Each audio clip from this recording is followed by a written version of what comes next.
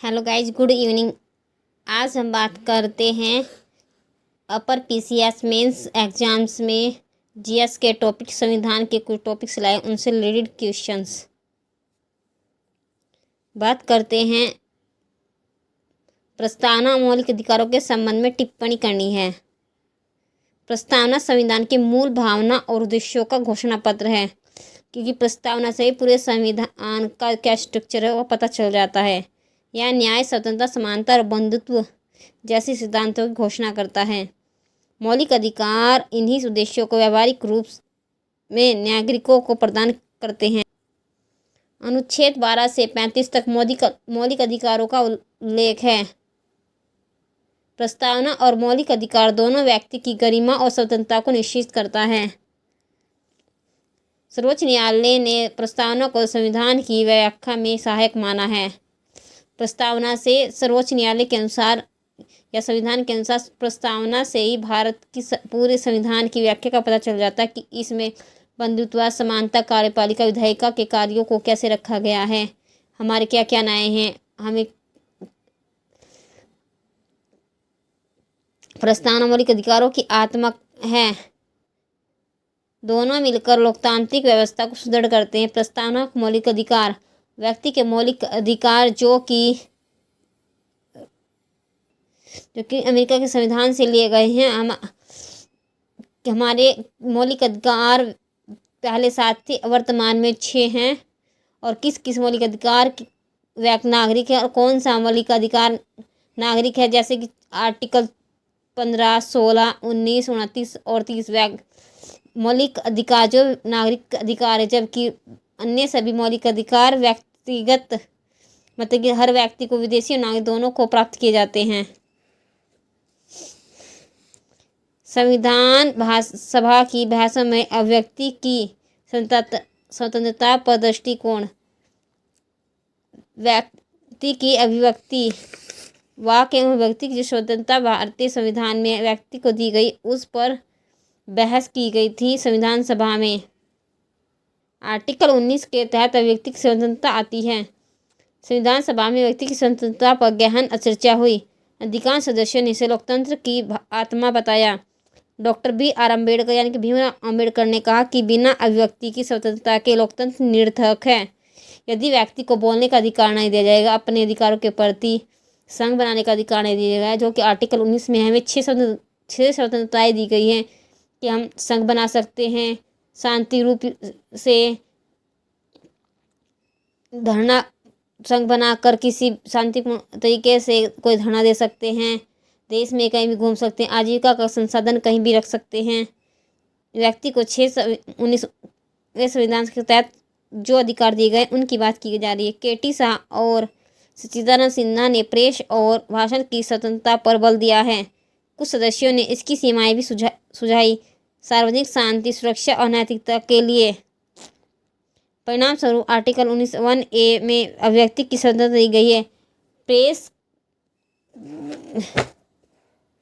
अनुच्छेद 19(2) में यथोचित प्रतिबंधों का प्रावधान जोड़ा गया है। यह नागरिकों को आलोचना और विचार विमर्श का अधिकार देता है कि किन मुद्दों पर व्यक्ति को नागरिक आलोचना कर सकते हैं और विचार विमर्श भी कर सकते हैं।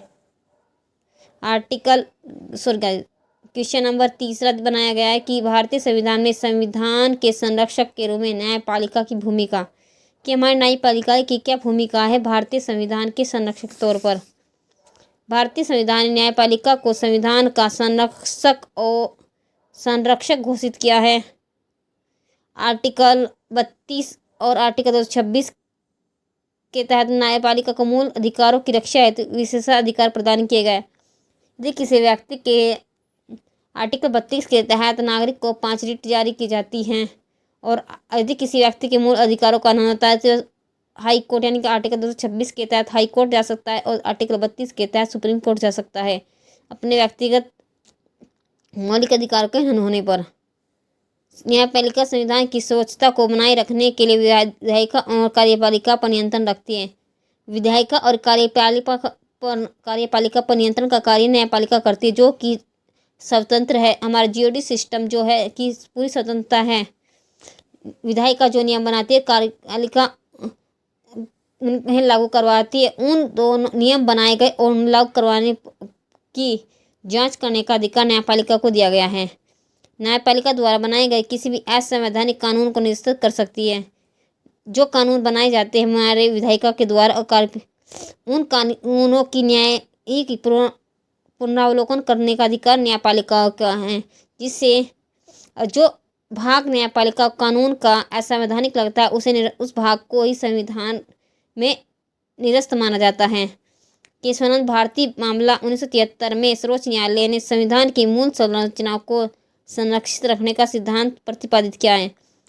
1973 के केशवानंद भारती संविधान के तहत भारत की मूल संरचना या संरक्षित रखने का सिद्धांत दिया गया है, जिसमें प्रस्तावना को संविधान का भाग बताया गया है।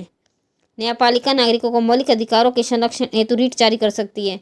आर्टिकल 32 के तहत जो हमारी 5 रीटें बनती, प्रतिक्षण, अधिकार, उत्प्रेक्षण, प्रतिषेध, परमादेश, ये रीटें जारी की जा सकती हैं। बंदी प्रतिक्षण की किसी अपराध में किसी व्यक्ति को अचानक से गिरफ्तार किया जाता है। यह संघ और राज्यों के बीच विवाद का समाधान करती है, जिससे यह संघीय ढांचे की रक्षा करती है। हमारी जो न्यायपालिका सेंटर और स्टेट गवर्नमेंट के बीच किसी मुद्दे को लेकर विवाद उत्पन्न हो जाए तो उसका समाधान भी कौन करती है? हमारी न्यायपालिका ही करती है। न्यायपालिका स्वतंत्र लोक विधि का शासन आर्टिकल 14 और स्वतंत्रता सुनिश्चित करती है। विधि का शासन विधि के समक्ष शासन विधि के अनुसार शासन आर्टिकल 14 के तहत है। इस प्रकार न्यायपालिका संविधान की आत्मा की रक्षा करते हुए जनता के अधिकार और न्याय की गारंटी देती है। न्यायपालिका संविधान को संवैधानिक तौर से ही कार्य करवाती है और जनता के अधिकारों को और न्याय की गारंटी भी हमारी न्यायपालिका ही करती है। इसका निष्कर्ष है कि न्यायपालिका संविधान की संरक्षक प्रहरी है, जो लोकतंत्र का सशक्त अस्थायी बनाए रखती है। न्यायपालिका के माध्यम से ही लोकतंत्र को सशक्त और अस्थायी बनाया जा सकता है। संविधान की मूल संरचना और न्यायपालिका द्वारा उसके संरक्षण की भूमिका। मूल संरचना सिद्धांत सर्वोच्च न्यायालय ने केशवानंद भारती बनाम केरल राज्य 1973 मामले में प्रतिपादित किया कि संसद संविधान में संशोधन कर सकती है, परंतु संविधान की मूल संरचना को नष्ट नहीं कर सकती। आर्टिकल 13 में भी यह कहा गया है कि संविधान में संशोधन किया जाता है जो संविधान मतलब जो भाग हमारे मौलिक अधिकारों को हनन करते हैं उस भाग को शून्य माना जाएगा। मूल तत्वों की बात करें तो संविधान की सर्वोच्चता, लोकतांत्रिक एवं गणतांत्रिक व्यवस्था, विधि का शासन, स्वतंत्र न्यायपालिका, मौलिक अधिकार एवं स्वतंत्रता, संघीय ढांचा, धर्मनिरपेक्षता मूल तत्व है। हमारी न्यायपालिका की बात करें तो न्यायपालिका में संसद के असीमित संशोधन अधिकार पर नियंत्रण रखा जाता है। संसद जो है समय समय पर भारतीय संविधान में संशोधन कर सकती है। उसकी निष्पक्ष जांच करती है हमारी न्यायपालिका की कौन से संशोधन से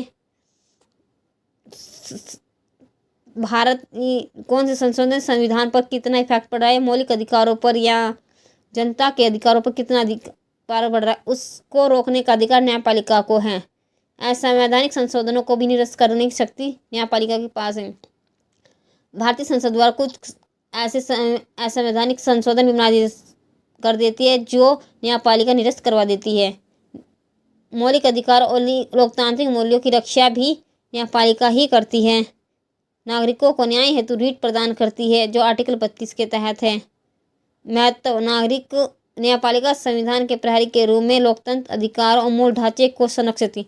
न्यायपालिका के माध्यम से लोकतंत्र और मौलिक अधिकारों हमारे संविधान के मूल ढांचे को संरक्षण प्रदान करती है। निष्कर्षता है कि न्यायपालिका ने मूल संरचना सिद्धांत द्वारा संविधान को स्थायित्व लचीलापन दोनों प्रदान किया। हमारा संविधान कठोर भी है और लचीला भी है। समय समय पर यह संविधान में कठोरता तेज लचीलापन भी आता है। गाइज वीडियो पसंद आई तो वीडियो को लाइक करना, चैनल को सब्सक्राइब करना, अपने दोस्तों के साथ शेयर करना। धन्यवाद।